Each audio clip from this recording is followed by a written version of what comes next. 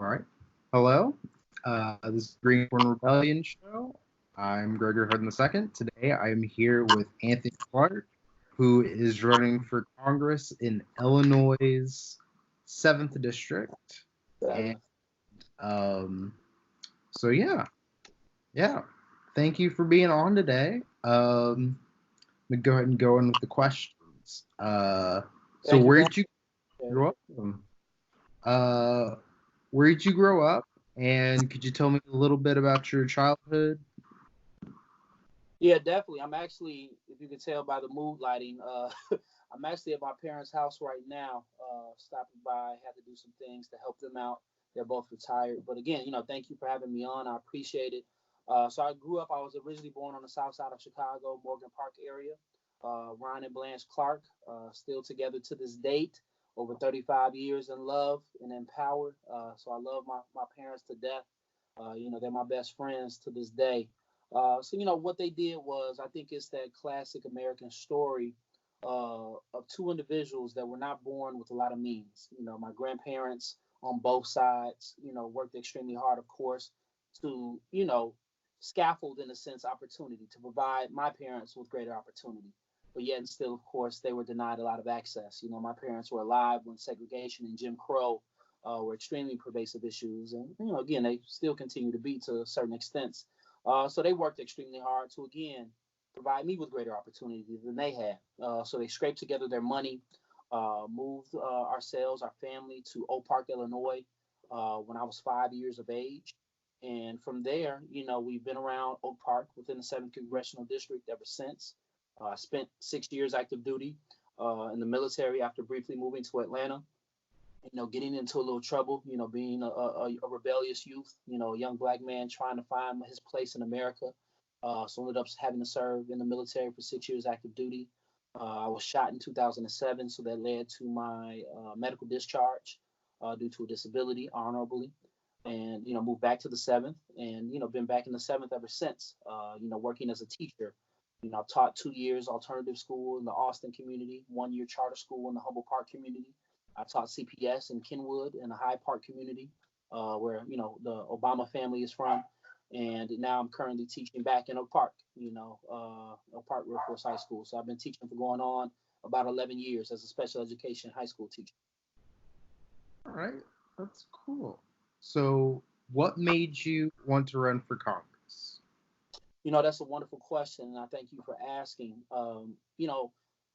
As I was finding myself, as a young male, and when I entered into the military, my family, my mother, my father, they raised me on the civil rights movement. They raised me to be aware and conscious. And an individual that, I always was a few individuals that, I, truly respected their fight and their visions and their ideologies. One would be Muhammad Ali, and the other would be Fred Hampton, along with, of course, my father, Ronald Clark. But, one of my favorite quotes from Muhammad Ali is, service to others is the rent you pay for room here on this earth. And, Fred Hampton taught how, essentially it's ultimately a class war. It's the oppressed versus the oppressors. So having those ideologies in mind, and then coming from basically Chicago and being insulated and going into the military to where I'm now surrounded by individuals from like every background. I had to serve with some out and out racists, some out and out bigots, sexists, so on and so forth. But in that mode, we had to watch each other's backs, under that military industrial complex that exists. Because I'm against war, I'm not for war. But having that experience, I just started to think to myself, what could I do to give back? How could I pay rent? How can I serve? And I did that through becoming a teacher, becoming a high school special education teacher. But now I'm working in a broken educational system. Chicago, we're dealing with, extreme economic inequality. Right now our public schools are funded by property taxes. We've had political leaders that have pushed privatization, which I'm 100% against. So that's been a huge issue. A lot of school closures within our communities. So it's been the war on poor, war on working class. I experienced that and became frustrated because in that moment I'm like, well, I'm teaching, but I'm only treating symptoms because the same student or the same type of student and family that I'm working with this year, Hmm. I'm going to have to work with next year because the systemic issues haven't changed. So Yeah. then teaching, which I'm still doing, I formed my own nonprofit, which is called Suburban Unity Alliance. Our website is suburbanunity.org, because I wanted to fight equity issues at a higher level. So we've been going strong for years. The work that I've done with the community has led to me receiving, Village of the Year award. I don't believe in personal accolades, but we've definitely had some impact, and that's a community, award. But we've literally done everything from pay for individuals' groceries, pay rent, pay mortgages, pay for school tuition, pay for security systems for predominantly immigrant churches that were being harassed by white supremacist organizations, being trained on filling out DACA renewal applications, helping dreamers. We've worked with survivors of sex trafficking, raised money, found them placement. We've helped small businesses. I mean, across the board, we've literally I've had our hands in everything. We're coming up right now. We know the systemic issues that exist with poverty, our homeless population, and the weather's changing in Chicago. We're about to face some extreme winter temperatures. So one of the things we do is continue to raise awareness about homelessness.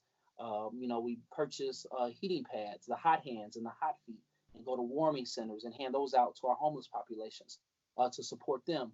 But again, once again, similar to my teaching, I found myself in the same state of I'm just treating symptoms. The same people that I'm helping on Monday, I'm going to have to help next Monday because we're not changing anything systemically. I started a small business employing at-risk youth. Same thing. So I was actually nominated by the community. We had some hands in behind the scenes, collaborating and building coalitions. Like my organization, we got Columbus Day eliminated in our community. Indigenous Peoples Day is now recognized. We supported PASO, West Suburban Action Project. They're doing huge work across the nation. But locally, we supported them in passing a welcoming village ordinance. And we also worked on some local elections. But I was actually nominated through Brand New Congress and Justice Democrats to run. And at that point, I was jaded by politics. I felt like we had representation that did not speak for or listen to the people. We're not boots to the ground. So I'm like, me as a politician, like, I'm tatted up. I'm in the streets. I'm not the polished type. Like, I don't play games. Like, I speak truth to power and I tell it like it is to the best of my ability. Not perfect, but I aim to be the best person that I could be within this movement. But when I was nominated, I sat back, I talked with my family, talked with my friends, my loved ones, and I came to that realization that I've been frustrated because I'm continuing to treat symptoms. This is an opportunity for me to treat interconnected root cause issues with interconnected root cause solutions. I have to be able to work and support changing policy if I want to eliminate the need for my nonprofit, if I want to eliminate the need for philanthropy altogether. So that's why I accepted the nomination. And I'll end it with what I tell people is I got tired of simply feeding the homeless and prepare myself to end homelessness. And I think that's why I'm running, to address the root cause systemic issues that exist that lead to the class war that we're presently in and the pervasive issues that the working class and the poor face on a daily basis. All right. Hold on for a second. I need to get my head up. No worries.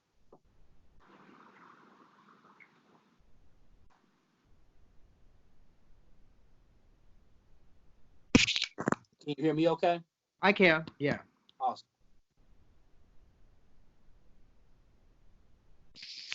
Just better with the headphones. Can you hear me better now? It's like a click, but I can hear you. Okay. All right. Okay. Were you able to hear me well the first time before? Yep. Oh, all right. Okay, cool. So third question. So you've been in the Air Force. You have a bachelor's degree and 3 master's degrees, I believe, what your website said. Correct. Yep. And so I'm going to school to become a history teacher, and I'm also wanting to eventually go into politics. So, could you tell me what about your experience as a teacher do you think has prepared you in order to run and become a congressperson? No, wonderful question, and I compliment and salute you on your journey, and I look forward to you entering into that classroom. Eventually, I teach history now, as a special education teacher, but I think primarily my biggest gift has been my students. I actually learn on a daily basis. Like I tell people that I learn daily, and I learn from my students daily. They're so diverse. They're so rich with just hopes, dreams, and aspirations and energy. Because our students they've changed in a sense. I remember being younger and wanting change, but I wasn't as bold and courageous as my students are now. I was one of those individuals at 17 that I was like politely knocking on the door. Like Mm-hmm. my not like kicking that damn door down. Like they're ready. They're mobilizing. So working and building coalitions with my students, I've done a lot in supporting them. We've changed the sexual assault policy at my high school. We've changed the racial equity policy at my high school. We've marched, whether it be, March for Our Lives, whether it be, Green New Deal, marching for the environment. We've done so many different things together, building coalitions. It's wonderful. So I think that's what's best prepared me. Like, it's interesting to say, but I've become more courageous.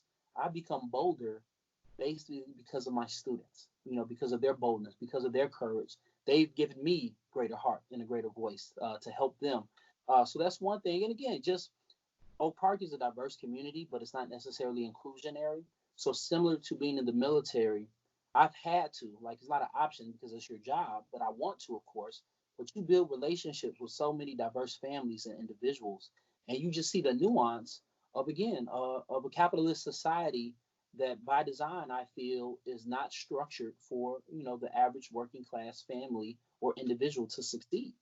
So you see so many different things of the anxiety of a student that may be coming from the Austin community, looking for better opportunities similar to my family, but they've dealt with gun violence all of their lives. They dealt with lack of investment all of their lives. And, they may have PTSD like symptoms. I'm diagnosed with PTSD.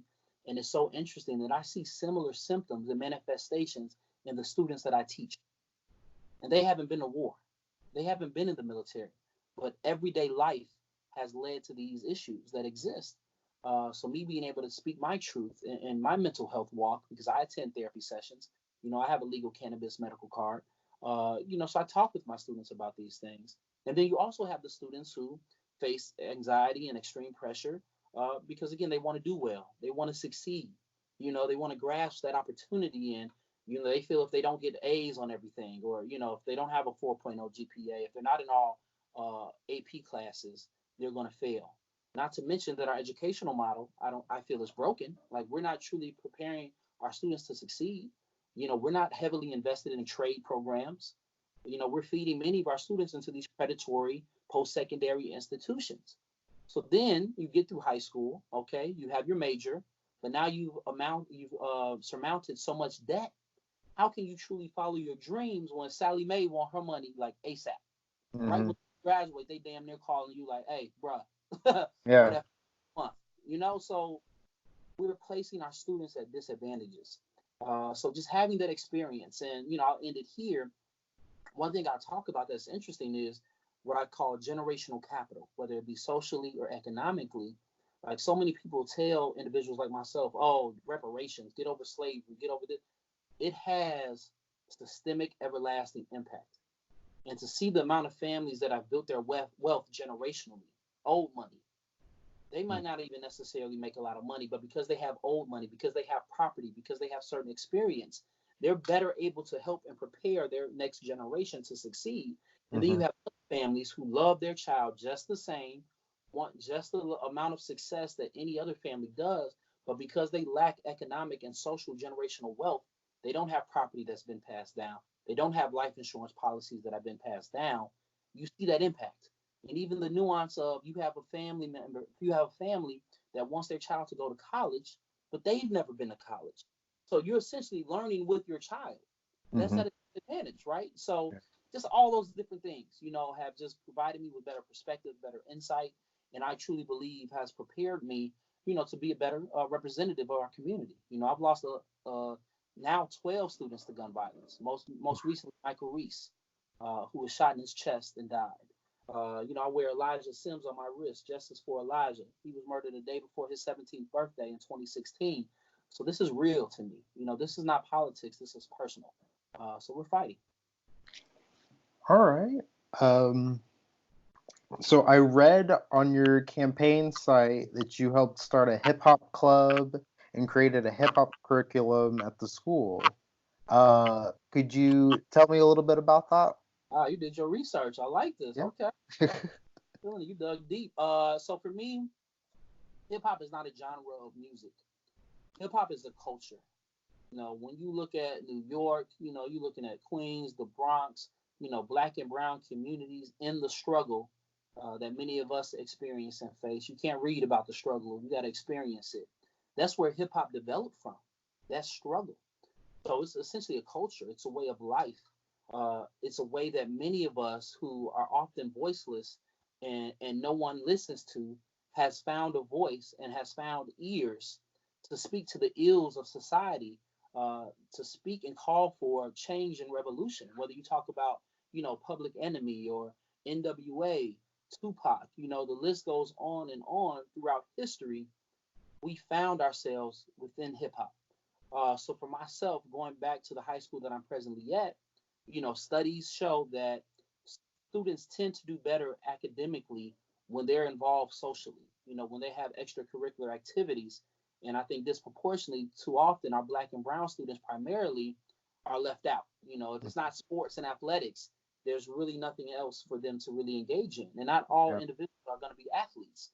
So we have to be diverse in what we offer. So I created a hip hop club to where our students choreograph music to music, they dance. We have a recording studio that was already there. We just repurposed it to where students could, write music, produce music, and record their music. And it's therapeutic for them as well. It's almost therapy at times for them to get things out. That oftentimes if they're introverted in the classroom, they get into that Mhm. damn booth and I'm like, what, wow, where you come from, man? You know what I'm saying? It's like they change and they find Yeah. their voice and confidence. So we did that, and that was extremely successful. But then what I said was, this actually needs to be a curriculum. So I wrote a curriculum over, like I think 4 years ago now, over a summer, brought it to my school, fought for it, and set with a group of history teachers to refine it, to work on it, to better articulate it. And it was actually accepted into the history department within our high school. So now we have a hip hop history course. I can't teach it personally because I'm a special education teacher. History teacher teaches it, but I'm Mhm. extremely proud of it. And we have students because they need to know you can't know where you're going until you know your past. And I think our students, no disrespect to any current artist and anybody that many of our students listen to, but we have some deep individuals throughout history: Tribe Called Quest, Outkast, EPMD, Wu Tang. The list goes on in regards to some really dope artists throughout history, leaders of the new school.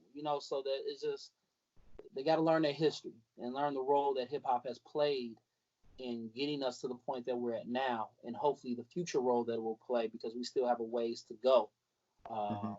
in regards to our revolution. All right. That's cool. That's really cool. Let's see. So you believe housing is a human right. Yes. What are some steps you would support in order to make sure we eliminate homelessness in your district and in America? Right. I mean, homelessness is a pervasive issue nationally. Hmm. Studies and data, within our particular district, they're all over the place because I think we don't often account for those families and individuals that are essentially couch hopping.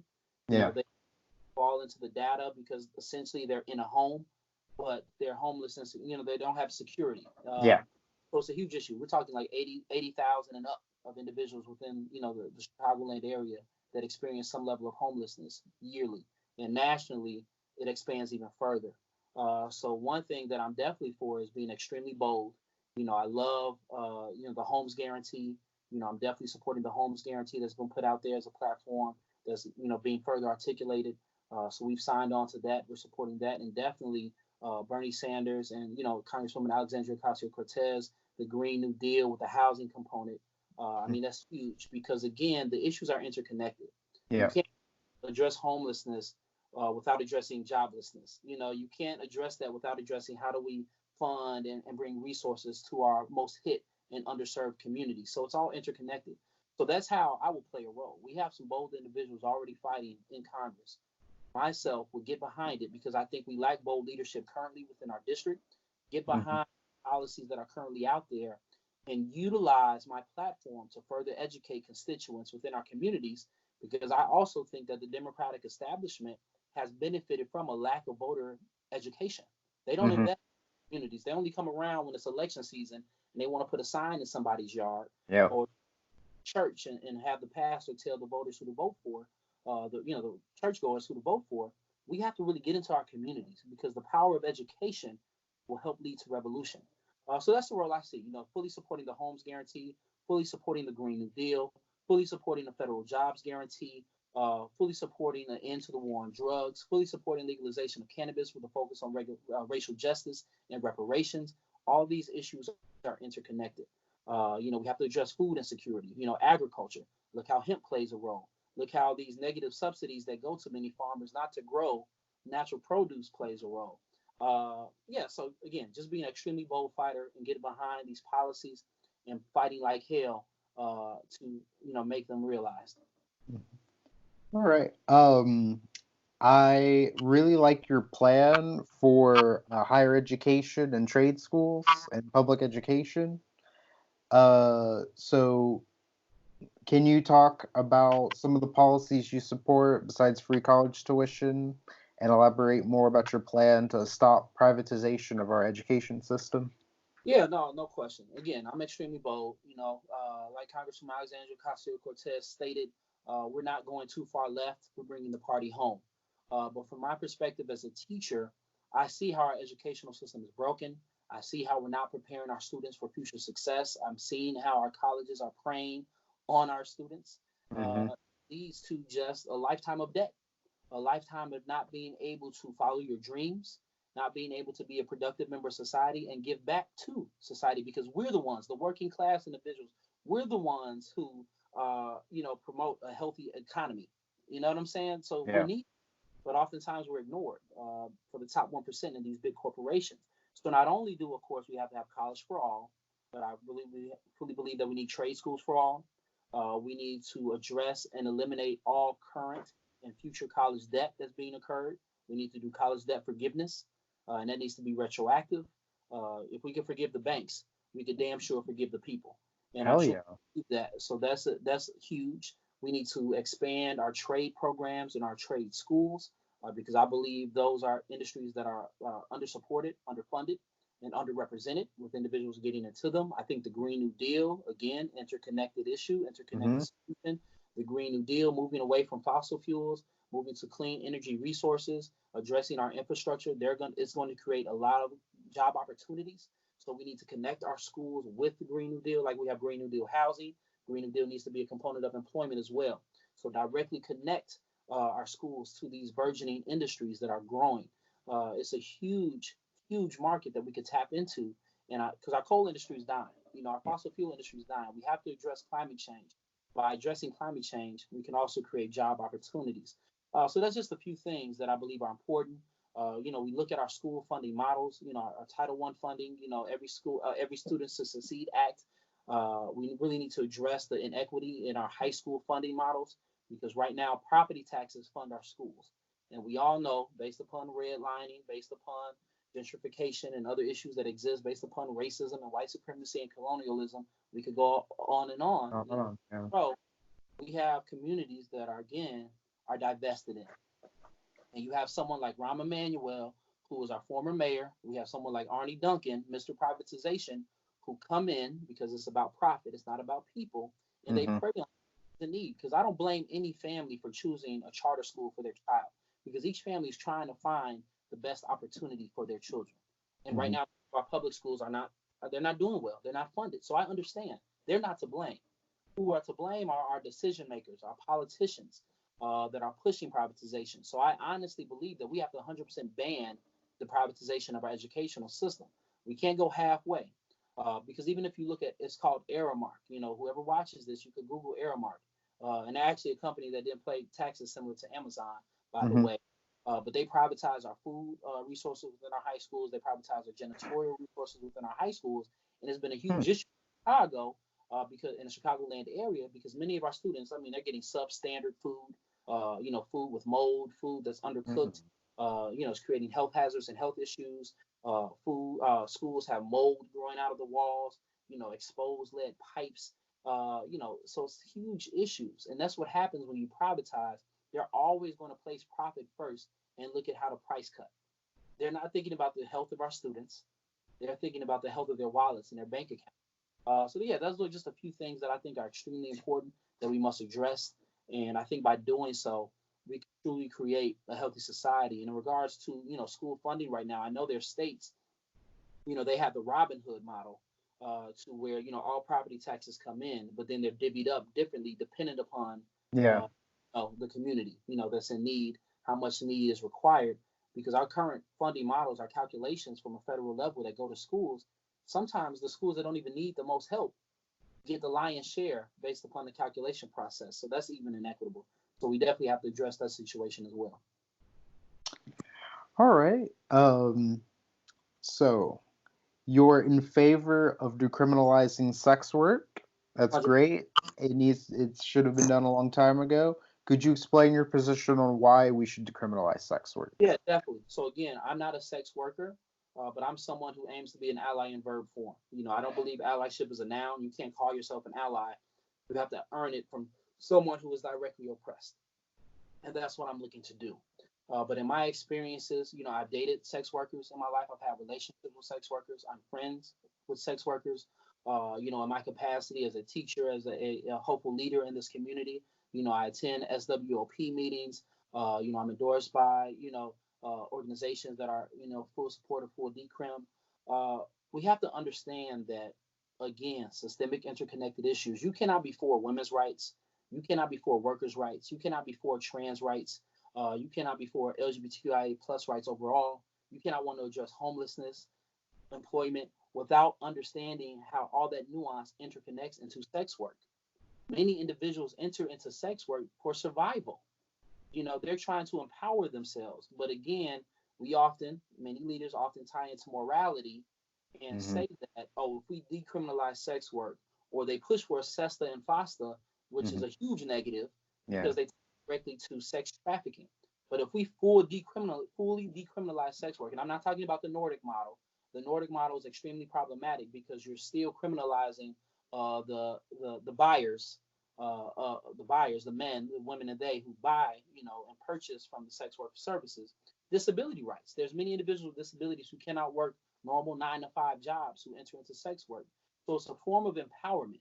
Okay, we have to understand and listen to sex workers. We cannot speak for them. They speak for themselves, and we listen. And by doing so, I recognize that we have to fully decriminalize because the way our criminal justice system works, it feeds into ancestor and foster feeds into sex trafficking because our sex workers are currently criminalized. They feel they're in fear to go to authorities. They're in fear to seek help for themselves if issues exist. Police officers take advantage of sex workers. There's a lot of rapes that occur. There's a lot of sexual assaults that occur because again they're taking advantage of underserved community and a community that's often silenced. So there's a litany of issues and reasons to fully decriminalize, and not the Nordic model, full decriminalization, to allow women of color, particularly trans women of color, the LGBTQIA plus community, anyone, a person with disabilities that chooses to enter into sex work, who chooses to, again, monetize a talent, monetize their services. Who are we to say no to the oldest profession in the world? So I truly believe we have to get behind that and fully decriminalize. And that's going to truly lead to greater empowerment across the board. All right. Let's see here. And you are in support of a $15 minimum wage, correct? I mean, to be honest with you, yes, of course, I'm in support. But can we keep it funky? Can we be real? $15 is not enough. Let's keep it G. Uh, minimum wage is not tied to inflation, and we know the cost of living and inflation continues to increase. Overall, of course, people look at GDP and all that stuff, but $15 is not enough. It's the least that we can do. So yes, I'm 100% behind the $15 minimum wage movement. Supported it, utilized my platform and my organization to help fight for it. But we need to go beyond $15. We need to fight for a living wage, a livable wage, and that's always going to change. That's always going to fluctuate because by the time we get to $15, shit, people are going to Yeah. need $22, $30. So I'm going beyond $15. Yes, I support it, but we need to fight for a livable wage and a federal jobs guarantee, which I feel will truly address many of the issues that our working class and poor are facing. All right. Sounds good. I like that answer. Okay. Last question. Who is your favorite music artist? And if you don't have one, you can name 4 or 5. Yeah. Of all time or currently? Both. Okay, all time, without a doubt, is Prince. Okay. Rest in power.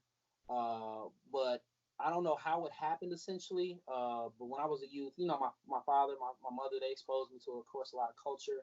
So I grew up like on certain movies, and like Graffiti Bridge and Purple Rain were like two of my favorite movies.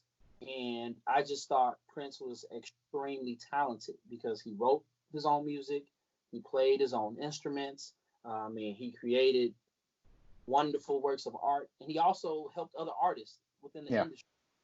So the man was a dynamo, So all time, I would say Prince is my favorite all time artist. In regards to hip hop artists, I would have to say old Jay Z, like new Jay Z, a different. Like old Jay Z, Yeah. talking about like Reasonable Doubt Jay Z. Like I was a huge Jay Z fan growing up. I just thought he was dope. Pac, of course. I viewed him. I mean, of course, he was confusing at times with certain messages, but I viewed Pac as a revolutionary, someone who was a poet. So hip hop wise, them currently, it's hard to say currently who my favorite artist is. I used to be a Kanye fan, like college dropout Kanye, not not this new Ye. Bring the old Ye back, please. Uh, uh, but there's not a lot of new artists that I'm like favorite of. I'll listen to them. So I would have to still say, I'm still like kind of old school. I like Outkast, Jay Z, Tribe Called Quest, The Wu, EPMD. I listen to all these individuals. Yeah, you got me struggling. I feel bad, but I mean, new artists. I'm cool. Like I listen to Young and May. I Hmm. listen to Rick Ross, Meek Mill, Drake. I listen. But I just feel like a lot of our current music kind of misses that soul of the Hmm. struggle. It's more formulaic in a sense to make money and to have fun and enjoy, and nothing's wrong with that. We all want to party and club at times, but I want that real, like that Dead Prayers. Like I don't know if you ever listen to Dead Prayers, but I've like heard of them. Yeah. that consciousness, bring that Yeah. consciousness back, and just really talk about the struggle and the ills that we're facing in the world. But that's a great question. I appreciate you asking. All right. Well, thanks for coming on. Where can we find you on social media and what's your website? Awesome. So the website is voteanthonyclark.com. It lists all of our endorsements, our extreme platform, our background. We'd love for you to visit, volunteer if you will. Donate definitely. We're 100% grassroots, so we're funded and completely powered by the people. And on social media platforms, whether it be Instagram or Twitter or Facebook, it's Anthony V Clark 20. So if you type in Anthony V Clark 20, you'll find us. Follow me. Definitely try to follow you back. We're building coalitions and speaking truth to power. But I appreciate you having me on. It's been an honor, and I love what you're doing. And good luck to you in this fight and all your endeavors. All right. Thanks. Thank you. Appreciate you. Power to the people.